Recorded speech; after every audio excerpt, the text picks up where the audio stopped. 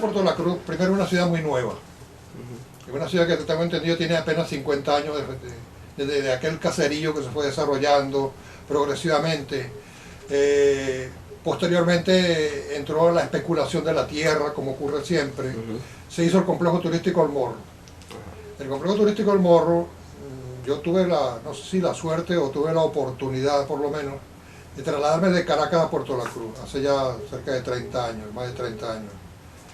Cuando el doctor Cameo Octavio me contrata como arquitecto del complejo turístico El Morro. El complejo turístico El Morro no lo hicieron aquí en Venezuela, lo hicieron en Estados Unidos, lo hicieron en Miami.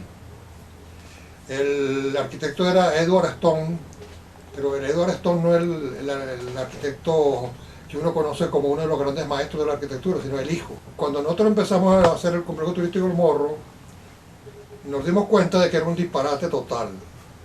Era un disparate total porque estaban desarrollando un proyecto turístico de 800 millones, de 8 millones de metros cuadrados, en una ciudad que no tenía apenas 200.000 habitantes.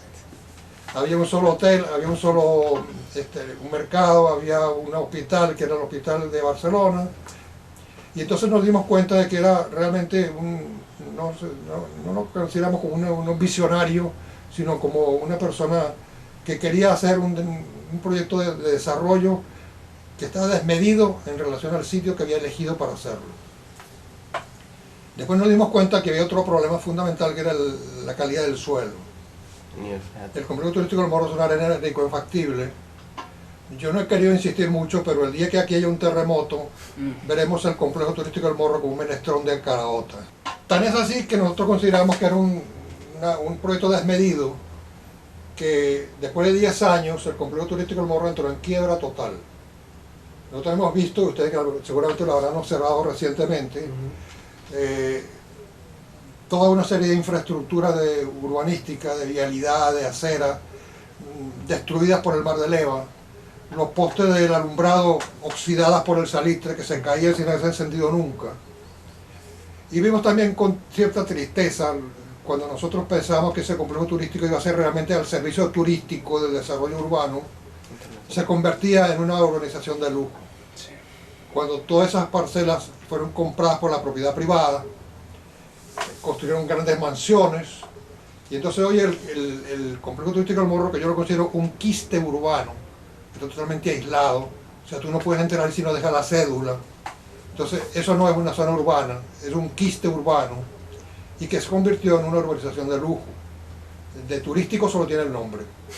En primer lugar, el diseño no es el más adecuado. Fíjate que todo lo que llamaban, lo que era anteriormente las casas bote, no son casas bote, son palafitos. La casa bote es un barco, la casa bote es una casa que navega. Entonces era una marina. Empezaron a meter los pilotos, y ahí es donde viene el problema del suelo, de la arena liquefactible, pero vamos a dejar eso de ese tamaño. El problema está que las casas bote o los palafitos tienen solamente dos pequeñas salidas que se comunican con la vía perimetral del Morro, y esas dos pequeñas salidas están controladas por vigilancia privada, que tú para entrar ahí tienes que decir a dónde vas, dar el teléfono, dejar la cédula. O sea, eso no puede ser considerado una urbanización integrada con la ciudad. Es un quiste urbano, aislado, totalmente aislado. Habíamos propuesto hace mucho tiempo un puente que comunicaría la zona del Paraíso, en Puerto La Cruz, con la avenida Américo Vespucio. Siempre he sostenido que la Américo Vespucio es quizás la única avenida ciega que existe en el mundo. Tú agarras una avenida, una tremenda avenida, la Américo Vespucio, llega al final, hay una redomita y tienes que regresar porque ya no sigue para allá. Nosotros proponíamos que ahí hubiera un puente que pasara por encima del canal principal del Morro y que terminara en la zona del Paraíso. Entonces tú comunicabas Puerto La Cruz con Lechería en 3 minutos. El complejo turístico del Morro tiene una serie de problemas legales. Problemas legales porque hay muchas parcelas que compraron esta gente que construyó sus mansiones, que en su documento de propiedad dice que linda con un campo de golf. Ese campo de golf nunca se construyó. Actualmente un tierrero, ahora están hablando de la ciudad Vino Tinto y una cantidad de cosas. Y hay una serie de discusiones en torno a ese problema legal. Después, en el Cerro del Morro, cuyo movimiento de tierra es otro problema diferente, pero también grave. Los geólogos decían que el complejo turístico del Morro está formado de dos sectores, la Acuavilla y el Cerro del Morro. El Cerro del Morro, cuando yo lo conocí, era una isla todavía. Después lo rellenaron y lo convirtieron en una península.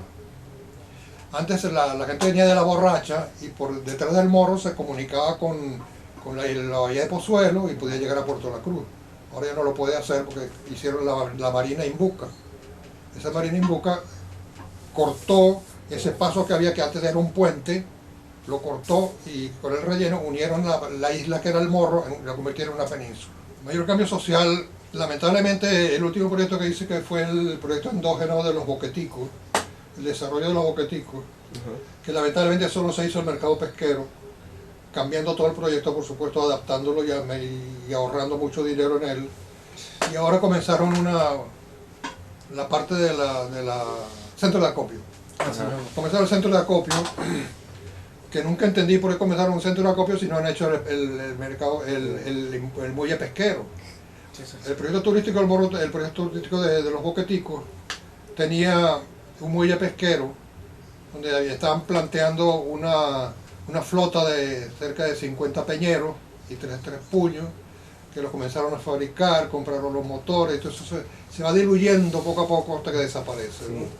Entonces, el muelle pesquero nunca lo construyeron, no hicieron tampoco ni las viviendas de los pescadores, ni hicieron la casa comunal, ni hicieron las posadas turísticas populares, ni hicieron, o sea, una cantidad de edificios que contenía el proyecto más popular que yo considero que podía realizar en el estado de Anzoátegui. Recientemente hice el proyecto me llamaron de la oficina de turismo de Sotillo para hacer la torre de control de veleros y para hacer también el terminal de embarque hacia la zona de Mochima. Ese proyecto tenía 2 años entregado y no he hecho nada. Se hizo una proposición de desarrollo cultural para la cual yo presenté 4 proyectos de museos. Todas estas maquetas son de esos proyectos. El Museo de Historia, el Museo del Barro, el Museo del Mar y el Museo de Arte Contemporáneo. Ninguno se lleva. Hasta ahora el más nuevo es el Museo del Mar, que ya tiene 2 años. El Museo de Arte Contemporáneo ya tiene 4. O sea, son proyectos que yo digo que uno tiene que hacerlos porque yo considero que el arquitecto tiene que ser como los músicos, tiene que estar practicando constantemente, aunque no te lo construya, pero tiene que estar siempre ejercitándote. Hay una frase de Pablo Casal que a mí me gusta mucho, que él decía, él era un gran violonchelista, decía, si yo dejo de practicar un día, me doy cuenta yo. Si dejo de practicar 2 días, se da cuenta de la orquesta, y con 3 días se da cuenta del público. Yo creo que el arquitecto tiene también que asumir un poco esa idea y estar constantemente desarrollando obras, aunque no se las construyan, estar ejercitándose. O sea, la mente tuya tiene que estar constantemente con un lápiz y un papel. A mí me llamaron de la Torre Baneco, que es la Torre Unión. Tenían un problema que eran los niños de la calle que dormían en la parte de afuera del corredor. Por supuesto, eso estaba vuelto un chiquero. En eso yo le di toda la razón, había que tomar medidas. Pero entonces yo le dije una idea. ¿Por qué en lugar de crear una medida represiva, no buscamos una solución? La solución significa, yo les propuse, crear un centro de adiestramiento y educación para los niños de la calle. Crear una granja hogar agropecuaria. Para eso yo me ofrecí a hablar con la alcaldía de Sotillo. En aquella época estaba el alcalde Nelson Moreno y estaba una cantidad de personas que tenían cierta actitud positiva. En efecto, me consiguieron un terreno en San Diego. Ajá, en San Diego. San Diego. Hice un anteproyecto para la escuela hogar agropecuaria, donde los niños tenían que tener servicio asistencial, por supuesto todos ellos tienen ya de la edición. Entonces tenían un servicio médico, servicio asistencial, talleres de trabajo y una zona agrícola, donde tenían árboles frutales, cría de animales, de porcinos, de conejos, o sea, toda una granja hogar agropecuaria, donde también podía servir para los hijos de los pescadores, de los campesinos, no solamente los niños que recogen en la calle. El banco dijo que ellos no podían hacerlo porque ellos empleaban sus recursos en obras caritativas en Caracas y no tenían recursos para desarrollar Entonces otro proyecto que quedó en el veremos, y por supuesto terminaron sin hacerme caso y enrejando ellos. Mira, yo te voy a cabeza con una frase de Villanueva. Él decía que la arquitectura no es la forma, sino el espacio. Hay una frase de Gropio que decía: coge una caja de cartón, llénala de humo y quita la caja. Lo que queda es arquitectura. Es decir, lo que queda no es la arquitectura no es la forma, es el espacio interior donde la gente vive, donde la gente habita.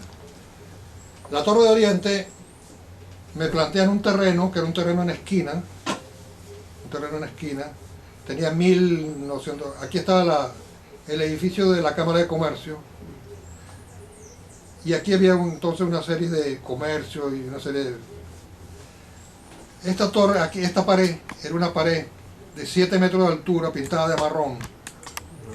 Entonces yo traté de articular el edificio con esta fachada para tratar de separarme lo más posible del edificio de la Cámara de Comercio. La Cámara de Comercio tenía ya un corredor, de hecho, que yo prolongué el corredor a lo largo de la avenida, y la avenida Carabobo, creo que se llama, Carabobo, no importa. Entonces este edificio, por supuesto, quedó reducido al área del terreno, y lo levanté hasta que superó la altura de la Cámara de Comercio, entonces lo proyecté hacia afuera. ¿Por qué? Porque ya los pisos altos son los que tienen la mejor vista, que tienen la mejor demanda comercial, y entonces el edificio se convirtió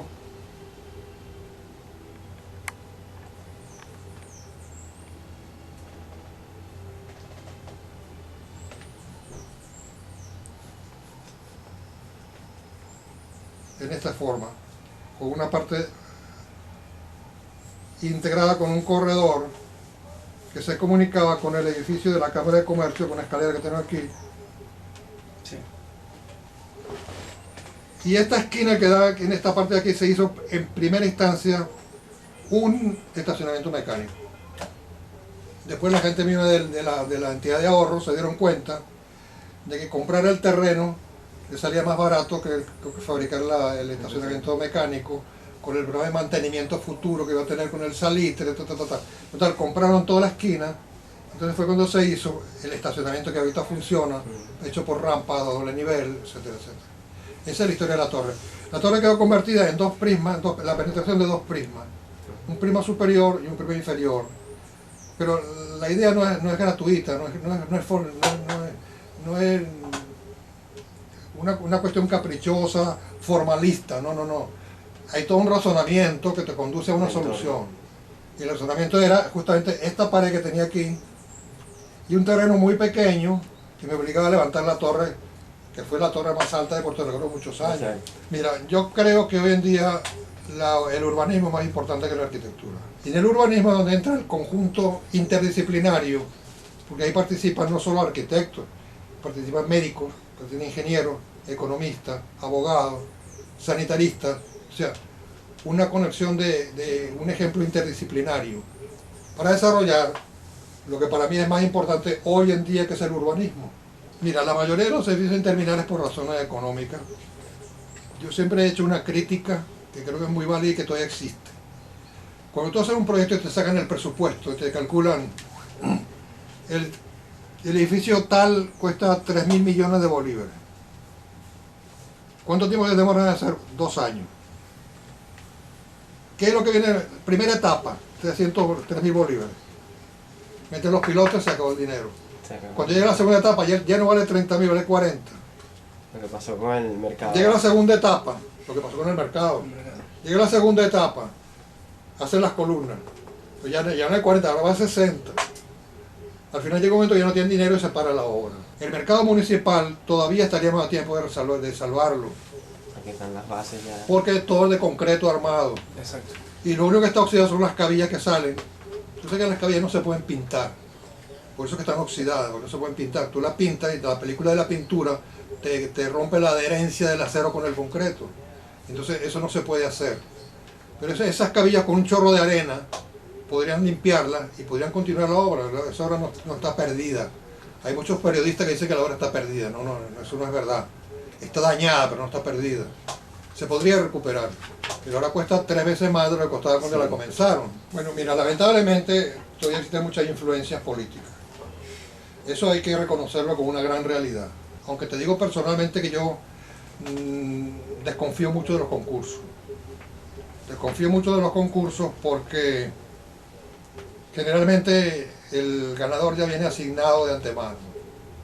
O sea, a mí me nombraron una vez jurado del Parque La Magdalena en El Morro, precisamente, y llegaron un jurado de Caracas que decidió que el concurso iba a estar desierto. En realidad los proyectos que presentaron eran muy malos, pero para no dejarlo desierto yo proponía hacer no entregar el primer premio, que era la construcción de la obra, sino entregar el segundo y el tercero. Pero ellos eran mayoría y decidieron declarar desierto el concurso. Prioritariamente vivienda. O sea, yo he insistido siempre, el problema de la vivienda es un problema no nacional, un problema mundial. El problema de la vivienda, yo recuerdo que Le Corbusier, que fue quizá el primero que abordó el problema de la vivienda con el interés de dedicárselo a la gente, al pueblo, sí, con la unidad de habitaciones de Marsella. Entonces esa unidad de habitaciones de Marsella, que dio origen posterior nuestro con Villanueva en los superbloques del 23 de enero. Exacto. Y muchas viviendas, muchos edificios de vivienda de Venezuela que hicieron en Caracas, en la zona del Valle, en la zona, por muchas zonas hicieron el superbloque. La experiencia nos ha demostrado que el superbloque no es quizá la solución más adecuada, porque hay un problema que hay que resolver primero, que es el problema cultural. Para mí el problema fundamental de las obras que hay que realizar en cualquier ciudad es la vivienda. Después de la vivienda yo diría que, vuelvo a insistir, que los problemas urbanísticos son lo más importante. Tú ves por ejemplo Lechería, una urbanización donde vive la clase que tiene mayor dinero, donde casi todos son profesionales. Sin embargo, recorre la ciudad para que tú veas cómo está Lechería. Las calles llenas de basura, las aceras destruidas, no hay arborizaciones, la señalización es pésima. O sea, Lechería, que es uno de los municipios más ricos que tiene el país, que podría ser un municipio modelo, no lo es. ¿Y por qué no lo es? Sencillamente porque hemos tenido la mala suerte de que los alcaldes que hemos tenido son unos ineptos, las personas que no tienen ningún nivel cultural, son personas que solo hacen sus propios negocios y no se preocupan por desarrollar la ciudad. Para mí el futuro de la arquitectura está en manos de ustedes. Yo considero que ya nosotros, en nuestra generación, ha cumplido con lo poco o lo mucho que pudo hacer. Nosotros tuvimos una gran suerte, yo tuve mucha suerte, porque tuve la oportunidad de estudiar en la Universidad Central, la Facultad de Arquitectura, donde estaba Villanueva, estaba Frutovilla, estaba Enrique Hernández, estaba Tenreiro, o sea, había una grande, digamos, la flor y nata de los arquitectos nacionales estaban dando clase entonces, en aquel momento. Y estábamos prácticamente estrenando la ciudad universitaria, que era una de las obras actualmente patrimonio de la humanidad, una de las obras magistrales de Villanueva. Rodeado de obras de arte, nos enseñó mucho esa idea de incorporar obras de arte. Yo lo hago siempre que puedo, aunque muchas veces los clientes se niegan a gastar dinero en invertir obras de arte, pero yo hasta ahora he podido hacerlo. El arte y la arquitectura no es una cuestión de inspiración, sino de transpiración, como dicen por ahí, ¿no? Yo cuando te pongo el ejemplo de los músicos, que tienen que ejercitarse todos los días, practicar continuamente para que tu mente esté siempre despejada y afrontar los problemas fundamentales de la ciudad, que para mí son siempre problemas urbanísticos y problemas de la vivienda.